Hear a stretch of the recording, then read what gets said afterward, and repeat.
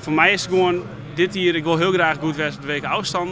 Maar ja, het bloedt zeg maar een middel dit hier om volgt hier mijn doel te behelpen. Het mag duidelijk wezen. Bij Sven Kramer ziet alles in het teken van de Olympische Spelen van 2018. Of net?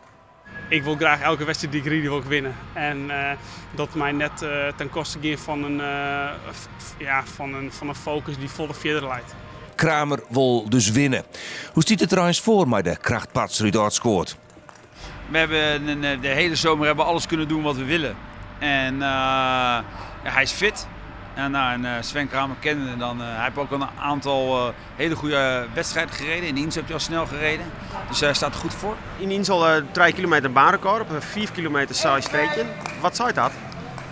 Nou, dat zei dat ik er op dit moment prima voor steer. Maar ik net volle meer dan dat. Want ja, het bloeien toch trainingswedstrijdjes. En ja, straks dat echt iedereen aan de start ziet, dan kan Spors echt een goede balans op maatje. Maar ik kan net ontkennen dat de voortekenen goed binnen. Volgende ronde prikken, mannen. De vorm is er dus, maar waar met die goede vorm dan te lieden? Ja, 5 en 10 kilometer op de weken afstanden. En de grote toernooien zoals het EK en het WK Allround. Wordt gegeven op Bergsma. 28-3. Niet normaal. 28-3. Komt de concurrentie internationaal wel even, maar we die vooral weer nationaal zitten? Nou, ik denk dat voor mij voor de langere afstanden, voor de 4 van zien toch wel een nationaal muziekje. En natuurlijk Tetjan Bloemen, die vorig jaar het wereldrecord op de 10 kilometer riet. Ja, voor Russisch is natuurlijk nog Nederlander, maar het nou kan aan deze paspoort. Maar ja, ik denk dat zoals de derde wij het ziekje must. En voor de allround toernooi ja, zal het gewoon steeds. Ja, vind ik nou moeilijk. Ik denk dat Pedersen gewoon altijd wel gevaarlijk wordt op het allround toernooi, maar ik weet niet of zijn zien goed genoeg is. Waar komt toch die motivatie bij om elke keer weer beter te worden?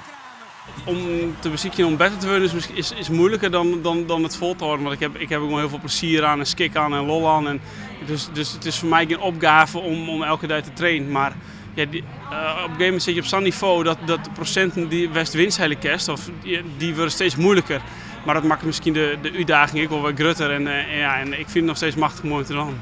Zolang het leuk blijft, zal Kramer nog wel rieten blijven. Dat zal dan baren in het nieuwe Tialf. En daar heeft er wel zin in. Ik moet zeggen dat het machtig mooi worden is. En ja, ik kan net ontkennen dat het eigenlijk best wel volle zin heb om daar wat te gaan rijden. En dat is mooi dat ik daar de laatste periode van mijn carrière nog kan rijden.